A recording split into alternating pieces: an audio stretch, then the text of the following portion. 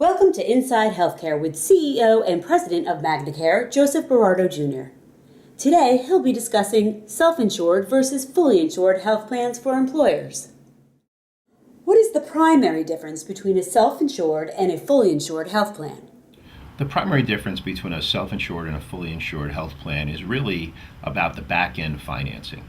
So many would have you believe that the self-insured marketplace is this big mystery which is fraught with risk and unpredictability and all kinds of things that an employer might not want to be part of. The truth is that 60% of the marketplace is self-insured, and that trend continues to get bigger. And the reason it is because a self-insured health plan, for the most part, allows a plan sponsor, an employer, a union, a public sector customer to become much more active in the health plan management. And what I mean by that is you get good information to understand what's going on within the health program. It's not this mystery around a premium increase year after year, not truly understanding the drivers of it. So if you look at it, the mechanics of a self-insured plan, for the most part, it's a program that has a targeted claims cost. So by looking at the previous history of the group, putting some anticipated trend and understanding the age, sex, demographics, the location, there's a predictable number that's usually provided that you would expect to have your claims cost be at. Additionally, there's stop-loss insurance that gets put a little bit above that amount that basically, for the most part, protects the financer of healthcare, again, the plan sponsor, against unforeseen risk in excess of that targeted claim amount. So in plain terms, basically there is a maximum liability that is created. So you will know entering into a self-insured contract, if everything in the program goes wrong, this is how much the program will cost us. So there really isn't any unknown. So let me talk about the benefits. Within that self-insured program, very few people hit that aggregate stop-loss amount. Very few people get to have their aggregate stop-loss coverage kick in because the program and the predictability around the program is usually pretty strong. Separately, if the program is managed very well and you spend less money than the anticipated claims target, all that money comes back to the benefit of the organization. So the employer, the municipality, the union, anyone that's financing that particular health program has the ability to have upside and benefit from the fact that their plan has spent less money this year. In an insurance environment where you're paying a premium every month, for the most part, the premium you pay every month is gone. So whether or not your employees are incurring claims and using the system, if in fact at the end of the year your claims are less than what you've paid in premium, rarely are you going to get a rate reduction going into the next year. Maybe you'll get a rate pass, maybe you'll get a 2 or 3% rate increase, but it's been 22 years that I've been doing this and I have not seen many rate reductions in subsequent years related to fully insured health programs. And rarely do you hear about a fully insured health plan not making money, if you follow Wall Street. So what we're talking about here on a self-insured versus fully insured environment is taking back, and really it's apples and oranges. They're the same kind of mechanics, but the financing is completely different, and quite frankly, an orange is much healthier than an apple.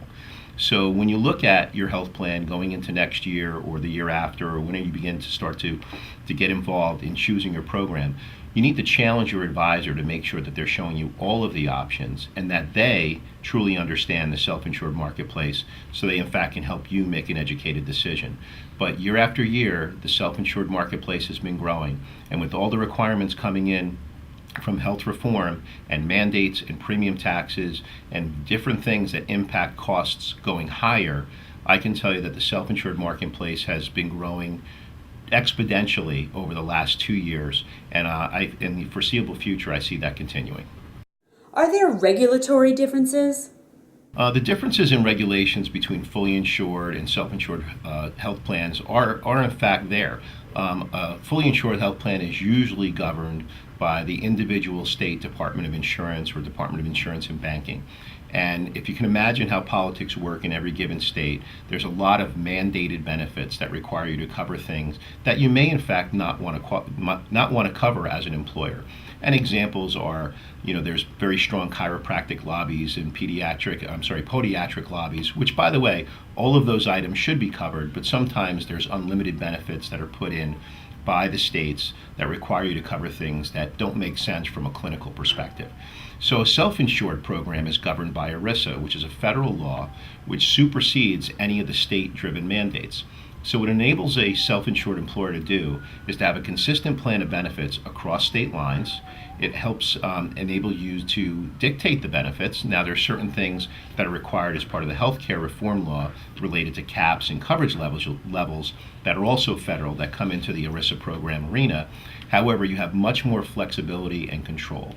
And then the biggest thing, for the most part, has to do with things like premium taxes, reporting to the state, and different types of regulatory type bureaucracy that just don't exist with a self-insured program. So when you're looking at the two things, I think there's both a financial evaluation that needs to occur as well as an administrative one. And if you happen to be an employer or a plan sponsor that has employees in multiple states, it's clearly a benefit to be an ERISA-governed, federally regulated self-insured program to allow for consistency across state lines for all of your employees and not have to manage the individual state mandates that are required in the states that you operate. How do employers decide which option type is best? The employer needs to understand their population. So, for example, again, if you have employees that are scattered around the country, a self-insured program is going to be much easier to administer versus buying fully insured programs in one state and having those mandates be dictated and changed as the employee's residency changes. So there's a lot of administration around a fully insured plan.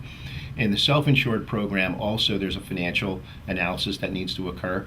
So if you happen to have a population that's active and healthy and generally, not using the health plan, you clearly want to be in a program that allows you to benefit from paying less in the claims cost than you would in paying a premium where you never recapture the dollars.